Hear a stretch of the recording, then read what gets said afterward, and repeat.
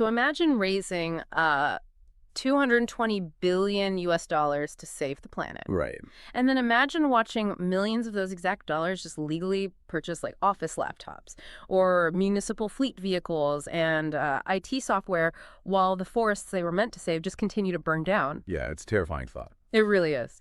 And today we aren't talking about the, noble principles of climate finance. We're ripping up the floorboards to look at the plumbing. So, welcome to today's deep dive. Glad to be here.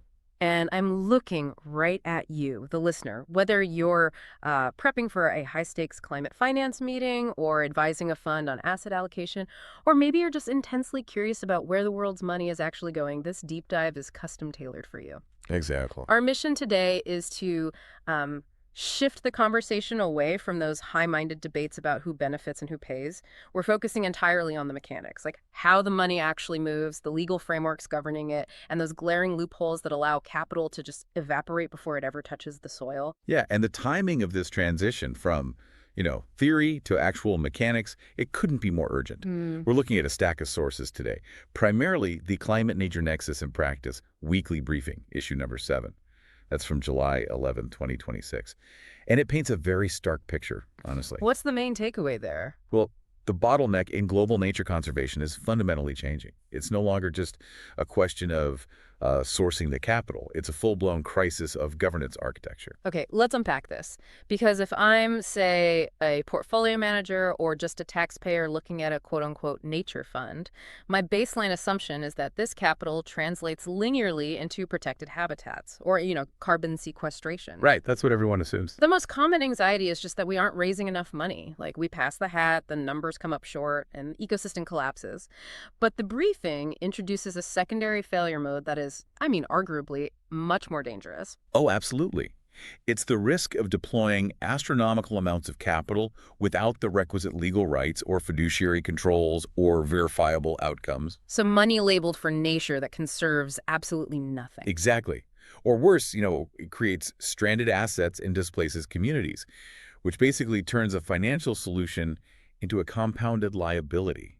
Wow. Yeah, when capital is deployed into a complex ecosystem without an airtight governance sequence, you aren't just wasting money. You're actively distorting local economies and creating this false sense of security on sovereign balance sheets. We've moved entirely out of the era of asking, whose responsibility is this? Yes. And into the highly technical era of asking, how do we structure this transaction so it actually survives contact with reality? That's exactly it. So let's start with the sheer math of the problem, what the sources frame as the macro reality.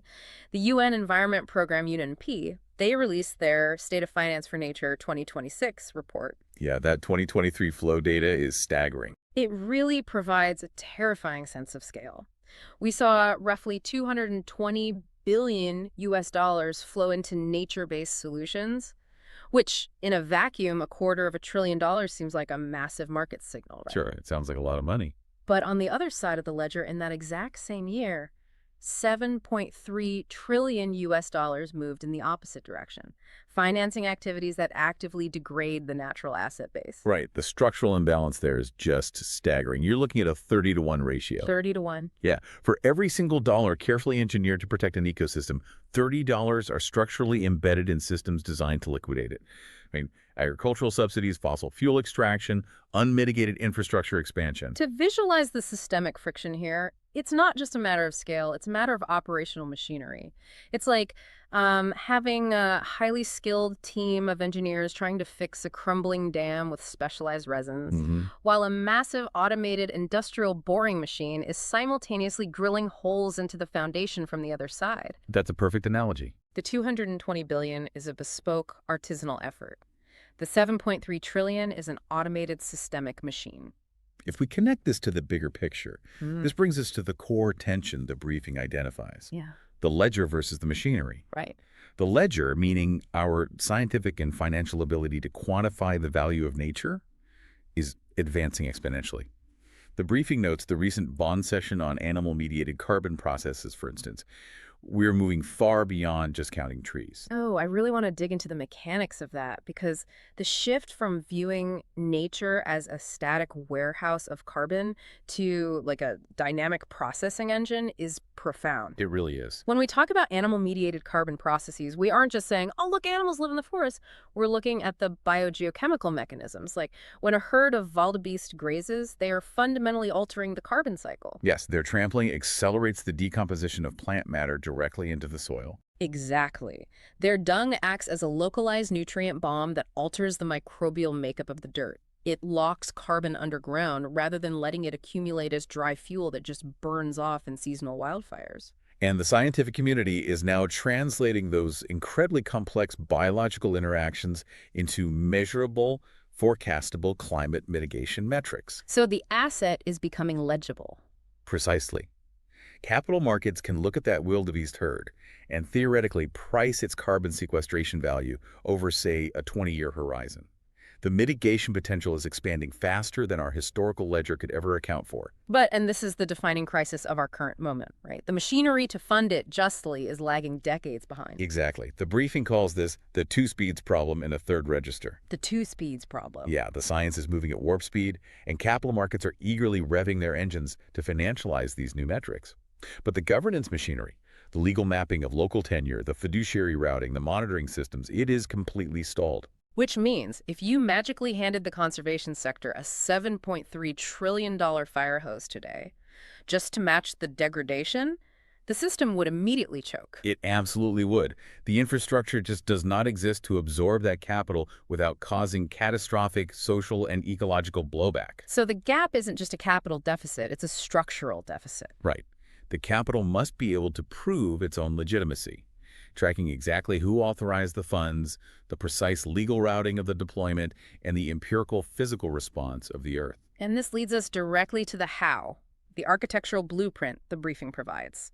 Because if throwing money into a fragmented system guarantees failure, what is the actual operating sequence required to build high-integrity, nature-based solutions? The briefing structures this as a three-stage life cycle oversight model. And for any senior practitioner listening, this is essentially the ultimate cheat sheet. It's the structural anatomy of a viable financial instrument. So it's not just a nice-to-have, it's mandatory. Absolutely. A credible instrument must answer a strict sequence of questions. Is the underlying asset financeable? Who holds the ultimate institutional rights? Who authorizes the intervention? What specific expenditures are eligible? And how are the resulting claims allocated and retired? That's a lot to nail down. It is. To answer those, the governance has to be built in three distinct non-negotiable stages. You cannot bank one and hope the rest just follow. Okay, let's examine the mechanics of stage one, ex ante legitimacy, prioritizing institutional rights over capital. And this happens before a single wire transfer is initiated, right? Exactly. The central mechanism here is establishing the legal and social foundation of the physical asset. You are mapping tenure and decision-making authority. If you're operating in jurisdictions with indigenous peoples or local communities, this requires executing free, prior, and informed consent, FPIC. And just to clarify, this is not just a town hall meeting where attendance is mistaken for agreement. Oh no, not at all. FPIC requires a legally documented mechanism granting the community the right to veto a project without coercion. And that decision has to be based on total transparency of the financial and ecological modeling, way before capital is committed. Okay, I have to challenge this sequence right here. Go ahead. We just established that a $7.3 trillion machine is chewing through the biosphere as we speak. True. If a sovereign wealth fund or a major asset manager wants to deploy $1 billion to halt deforestation in a critical basin, but they're forced to spend like 3 to 5 years mapping out complex, deeply contested local tenure rights and negotiating FPIC with dozens of disparate communities, won't the forests literally be gone by the time the lawyers draft the term sheet? It's a valid concern. Doesn't enforcing the strict ex-ante sequence practically guarantee we lose the climate race against the speed of degradation? I get that. It is the ultimate friction point in climate finance. But bypassing it guarantees a completely different kind of failure. Asset stranding. What do you mean? Let's look at the mechanics of what happens when capital attempts to outrun legitimacy. A fund deploys $1 billion into a forest protection scheme without securing tenure rights. Okay. 2 years later, a local community files an injunction in a regional court, arguing they never ceded customary land rights. The court freezes the project. The carbon credits the fund was banking on are invalidated. Wow. Total A write-down. total write-down for the investors. And the community, now totally hostile to conservation efforts, might actually turn to logging just to survive the economic freeze. Oh, man. So the delay caused by establishing ex-ante legitimacy is real, yes, but the delay caused by litigation and social conflict is terminal. Stage 1 structurally defines the benefit allocation and the grievance channels. You are writing the constitution of the transaction. Okay, that makes sense. So that brings us to stage 2, fiduciary control. The Constitution is written, the rights are mapped, and now the capital is finally moving. This stage is entirely about protecting the funds during deployment, right? Yes, we're talking about strict definitions of eligible costs, ring-fencing the capital, transparent procurement, and traceability. Fiduciary control is where the theoretical project meets the reality of local economics. Exactly. You must maintain a pristine chain of custody.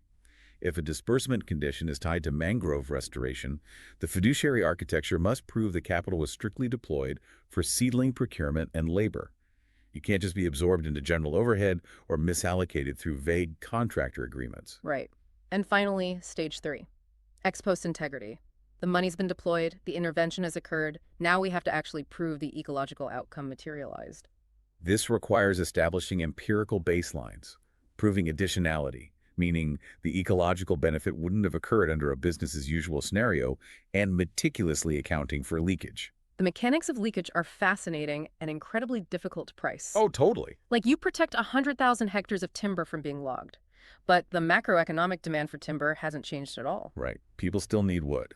So the logging companies just move their operations to the adjacent 100,000 hectares. Your project succeeded locally, but on a planetary scale, the exact same amount of carbon was emitted. Which is why Stage 3 requires rigorous durability monitoring, independent verification, and strict attribution rules regarding who legally owns the resulting climate claim. So to synthesize the blueprint for the listener, ex ante legitimacy secures the rights, fiduciary control secures the money, and ex post integrity secures the physical outcome. That's the sequence. So if I build a massive national registry for my nature project, does that mean I can skip the project-level fiduciary controls? Absolutely not. A registry connects functions. It does not replace project agreements or the need for evidence of ecological performance. You have to design the governance before the capital flows. Got it. Now let's look at a real-world case study where the sequence was assumed to exist, but the mechanics completely failed. Scottish example. Yes, we have a July 2026 investigation from the Scottish journalistic outlet The Ferret regarding their nature restoration fund. What's fascinating here is that this is a profound lesson in how public finance plumbing can route capital far away from its intended target without technically breaking the law. Right. The investigation used Freedom of Information requests to audit a 20 million British pound allocation. This was given directly to Scottish councils over 4 years, specifically earmarked for nature restoration. And what do they find? The Ferret discovered that almost 4 million pounds of that allocation had been redirected into routine, general municipal expenditures. We are talking about purchasing fleet vehicles, information technology systems, and basic office equipment. The initial reaction is to view this as, malicious theft or malfeasance. But when you examine the financial plumbing, you realize this was a catastrophic design flaw in Stage 2 fiduciary control. The allocations were not legally ring-fenced. Let's detail the legal mechanics of how a municipal chief financial officer actually bypasses the intent of a nature grant. Because they didn't just steal the money, they used general ledger accounting to absorb it, right? Exactly. When a grant is issued without strict ring fencing, the capital is highly fungible. Ring fencing essentially creates an escrow-like boundary. It demands that every single dollar drawn down is matched against a pre-approved, highly specific ecological expenditure. So without that legal boundary, the 20 million pounds simply flows into the local council's general treasury. Yes, and because the definitions of eligible expenditures were left incredibly broad, maybe phrased as something like supporting the council's environmental capacity, the CFO can legally reclassify existing overhead.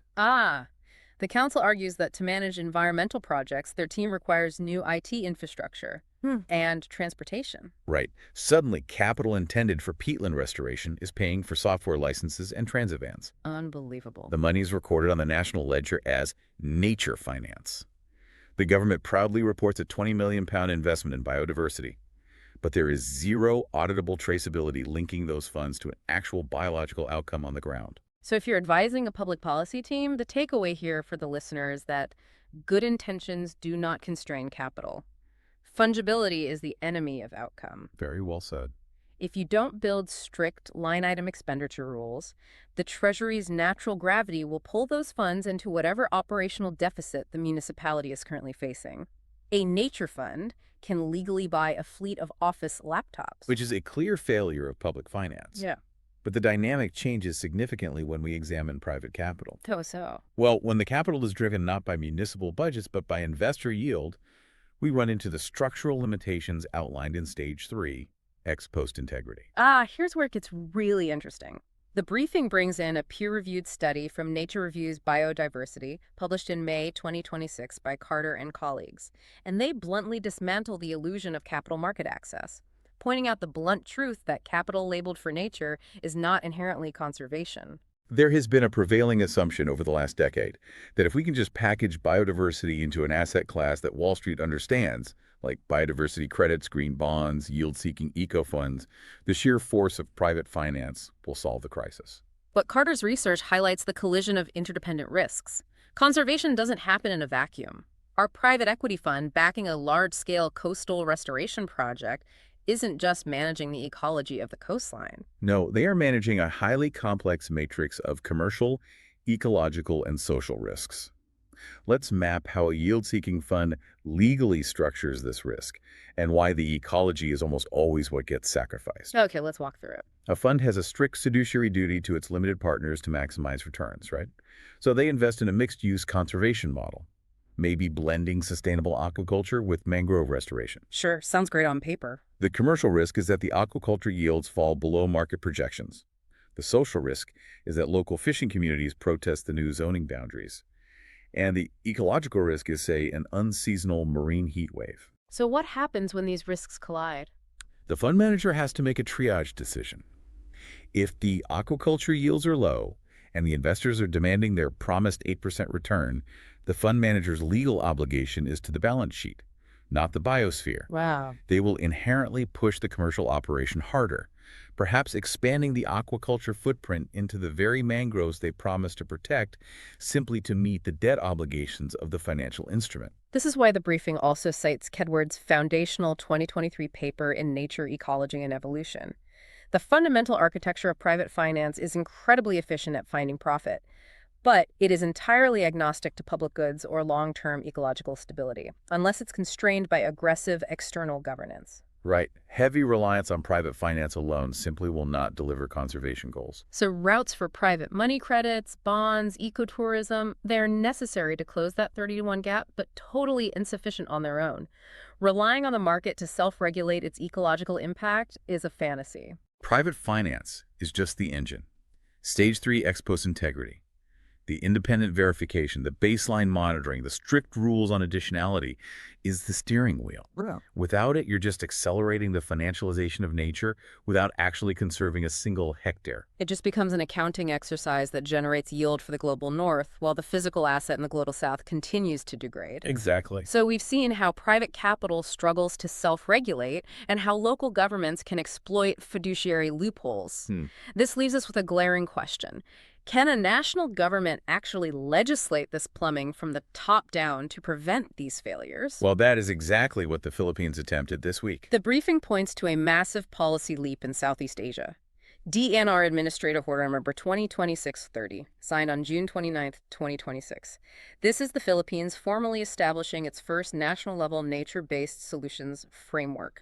The text of AO 2026-30 is incredibly ambitious. It attempts to build a comprehensive multi-ecosystem platform.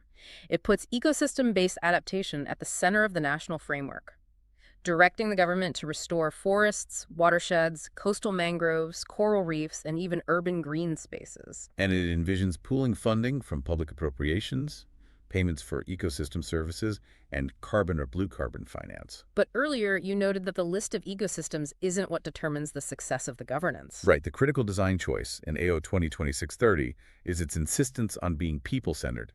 The policy explicitly mandates the integration of gender equality and social inclusion, and it structurally recognizes indigenous peoples and local communities as the primary stewards of the asset. This is a massive attempt to legislate Stage 1 ex-ante legitimacy at a sovereign scale. It is, but we need to do an impartiality check here. Let's do it. Reading through the public summaries of AO 2026-30, it feels incredibly broad.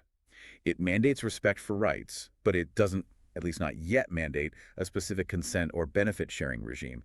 It lacks the granular mechanics. So it provides a platform, but the rules still need to be built. That limitation has to be stated plainly. It can't be assumed away. A national framework provides the political scaffolding, but it does not substitute for the hard law required at the point of transaction. Exactly. And to understand how these legal frameworks interact when a developer actually hits the ground, the briefing contrasts AO 2026-30 with another Philippine instrument, DENR Administrative Order Number 2026-05. Which regulates forest carbon credit projects. How does the legal friction between a broad platform like 2026-30 and a sharp transactional rule like 2026-05 play out in reality? Well, AO 2026-05 is designed specifically to regulate highly financialized transactions, the generation and sale of carbon credits. Because capital is directly exchanging hands based on an ecological metric, 2026-05 implements explicit transaction-level safeguards. So it has teeth. Real teeth. It doesn't just broadly support community rights. It carries legally enforceable community protections. It mandates free, prior, and informed consent for externally led projects in ancestral domains. It dictates structural requirements for local grievance mechanisms and demands specific architectural models for benefit sharing before a project can even be registered. So the takeaway for the listener here, one order 2026-30 builds the big general platform. It's the sovereign signal that the asset is open for development. Yes. And the other 2026-05 supplies the specific hard rules for the actual exchange of defined carbon transactions.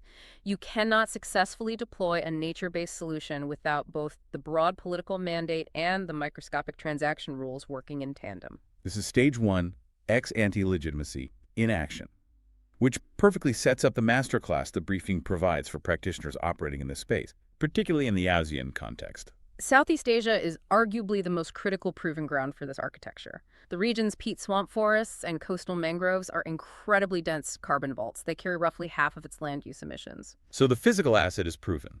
Right. The question is no longer if the asset exists, but how its benefits are governed. The defining challenge now is strictly operational. The briefing lays out a 7-step sequence for senior practitioners designing integrated nature finance instruments. Yes, let's break down the mechanics of each step and tie them directly to portfolio risk. Let's do it. Step 1. Step 1. Anchor the project in existing sovereign architecture. Nationally determined contributions, or NDCs, national adaptation plans, and official land use zoning. The mechanism driving this isn't just political goodwill, is it? It's sovereign accounting. Exactly.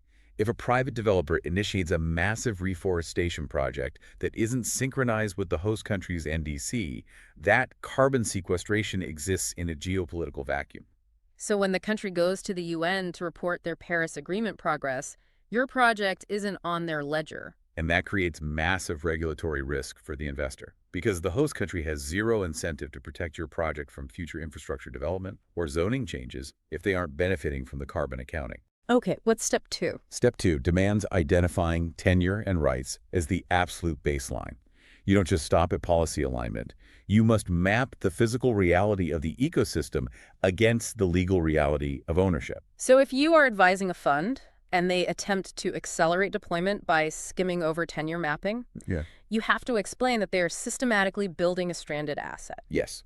If you deploy capital onto land where statutory law and customary rights conflict, the capital will eventually be frozen by litigation. Which flows directly into step 3, establishing lawful authority and consent.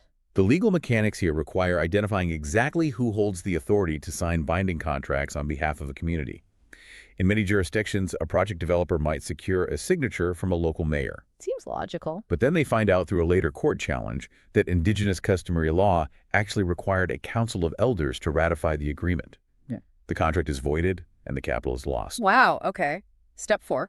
Agreeing on benefit-sharing mechanisms. This is where we get into distribution waterfalls. Before the first dollar of revenue is generated from a carbon credit or an ecotourism lodge, the legal structure must define exactly how the cash flows downward. Like, is 10% diverted to a community trust? Are direct cash transfers hitting individual household bank accounts? Right.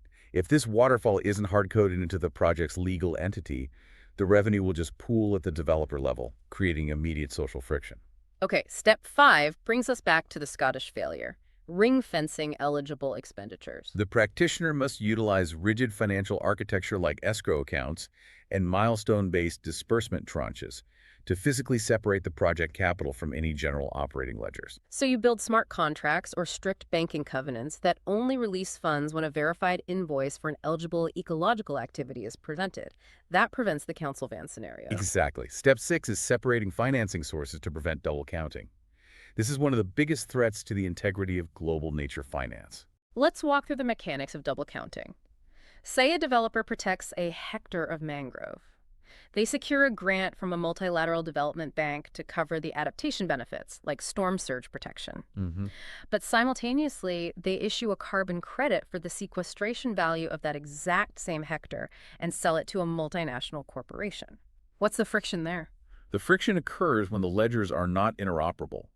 If the development bank reports they financed an acre of conservation and the corporation reports they bought an acre of carbon offset, the global ledger now shows 2 acres of impact for only 1 acre of physical reality. So step 6 requires utilizing corresponding adjustments and transparent registries to ensure that a single ecological unit is distinctly parsed and claimed only once, regardless of how many financing streams are attached to it. Which brings us to the final step. Step 7, verifying the ecological and social outcome. This is about preventing the private finance vacuum we discussed earlier. It requires deploying advanced measurement, reporting, and verification MRV technologies. We're talking about combining satellite telemetry with ground truthing sensors and independent auditing to empirically prove that the baseline scenario was altered by the capital intervention. When you execute all 7 of these steps meticulously, you achieve what the briefing calls a truly integrated nature finance instrument. This raises an important question, though. The briefing makes a profound distinction here regarding what integrated actually means. It is very easy to look at a wetland and say, well, it filters water, it sequesters carbon, and it supports local fishing, so it's naturally integrated. But physical integration is not governance integration. Think of it like a massive manufacturing facility, where the human resources department, the accounting division, and the shipping logistics team all operate using completely different currencies, distinct languages, and isolated software systems. The factory physically exists, and it is physically producing goods. But the business entity is an unauditable structural nightmare that will eventually collapse under its own friction. So an integrated financial instrument means that the carbon molecules, the human rights, the fiduciary disbursements, and the commercial yield are all tracked, verified, and governed by a single coherent accounting system. The ledger must perfectly mirror the biological and social complexity of the ecosystem it is attempting to value. And building that single coherent accounting system is the defining challenge for the next decade of capital markets. But to build it, the global financial system needs standardized data. Which transitions us to the final section of our sources, the assessment infrastructure, specifically the Task Force on Nature-Related Financial Disclosures, or TNFD. The briefing highlights that TNFD opened a massive consultation in July 2026 focused on nature-related risk assessment methods. The TNFD is essentially attempting to solve the ultimate translation problem between ecology and macroeconomics. It targets a massive hurdle, translating dependencies and impacts into comparable financial effects. Let's examine the mechanics of this translation. Currently, a multinational beverage corporation might recognize that their primary bottling facility relies entirely on a specific regional watershed. That reliance is a physical dependency. Right. They also recognize that agricultural runoff from their supply chain is polluting that same watershed. That is an ecological impact. But a physical dependency and an ecological impact cannot just be plugged into a standard discounted cash flow model. The TNFD is building the standardized methodologies to translate the physical reality of a drying river into a quantifiable balance sheet liability. They are defining the algorithms that turn a drop in the water table into a forecasted revenue hit, allowing investors to accurately price the corporation's nature-related risk. Just to clarify, though, TNFD isn't the assurance regime itself. Right. They're not the auditors flying out to measure the water table or verify the ex post integrity of a project. They are the critical assessment and disclosure infrastructure that any future global auditing regime will be forced to rely on. They're writing the dictionary and the syntax. And this newly written dictionary is about to be heavily pressure tested. The briefing lays out a critical calendar to watch through the end of 2026. Yes, a gauntlet of a calendar. First, Climate Week NYC in September 2026. The test here isn't about PR announcements. It's about whether asset managers and corporations shift from merely setting distant targets to actually altering their capital allocation and portfolio decisions based on this new TNFD risk beta. Then, in October 2026, the multilateral accountability is tested at the CBD Shooty 17 in Yerevan, Armenia. Can the sovereign nations agree on the plumbing required to adequately finance the global biodiversity framework without compromising local access and benefit-sharing mechanisms? Finally, the Nature-Based Solutions International Congress in Paris in November 2026. The objective there is to see if the scientific community, the financial engineers, and the policymakers can actually converge their disparate monitoring and standards into a universally usable project architecture. Will the architects finally agree on the shape and the material of the pipes? It's going to be fascinating to watch. So, as we synthesize this deep dive, let's recap the main journey for you, the listener. We started by looking at the overwhelming friction of the macro reality. A $220 billion artisanal effort fighting against a $7.3 trillion industrialized machine. Right. We realize that simply adding more capital to a broken system accelerates the damage. We've seen that without the proper plumbing, money meant to save nature can end up buying council vehicles in Scotland, or enriching private investors without yielding a single conserved hectare. And then we examined the mandatory sequence of the three-stage blueprint for project lifecycle oversight. Stage 1, ex-ante legitimacy. Prioritizing institutional rights over capital. Doing the slow, grueling work of mapping tenure and legally securing FPIC to prevent massive asset stranding later. Stage 2, fiduciary control. Utilizing escrow and strict eligible expenditure definitions during deployment so local councils can't legally absorb nature capital into their general ledgers to buy office supplies. And Stage 3, ex post integrity. Deploying MRV tech and independent verification after implementation to ensure yield-seeking private capital actually delivers empirical ecological outcomes when their commercial and social risks inevitably collide. We analyzed the Philippines' attempt to legislate this, contrasting the broad sovereign mandate of AO 2026-30 with the microscopic, transaction-level legal requirements of AO 2026-05. And we mapped the 7-step masterclass required to build a single, coherent accounting system capable of governing a truly integrated instrument. The ultimate takeaway is that if you do not design the governance before you deploy the capital, you are not engaging in climate finance. You're engaging in financial speculation that uses the biosphere as collateral. Exactly. But with robust frameworks like the groundwork being laid in the Philippines, there is a roadmap. So before we wrap up, I want to toss it back to you for one final provocative thought, something for the listener to mull over. I want to leave you with a thought that probes the absolute foundation of everything we've discussed today. We have spent an hour dissecting how to design intricate, highly structured, fast-moving financial plumbing to channel global capital into localized nature. But if true integration requires a single, coherent account, an account that must empirically prove a specific, rapidly transacted dollar led to a specific biological benefit without violating localized human rights, we have to ask if our core tools are fundamentally mismatched to the task. How so? Our global capital markets are structurally designed around abstraction, lightning-fast liquidity, and the intentional legal separation of capital from its physical real-world impacts. That's how markets work. Yeah. Nature, conversely, operates on an excruciatingly slow timeline. It is highly localized, deeply physical, and entirely resistant to abstraction. Can a fast-moving, inherently abstract market ever truly be engineered to serve a slow-growing, deeply rooted forest? Or are we attempting to govern a biological reality using increasingly complex accounting tricks that will eventually fail under their own weight? That structural paradox is the exact friction point that will define the success or failure of the next decade of environmental finance. Thank you so much to you, the listener, for joining us on this deep dive. Keep questioning the plumbing behind the headlines, map the mechanics of your portfolio, and we will see you next time.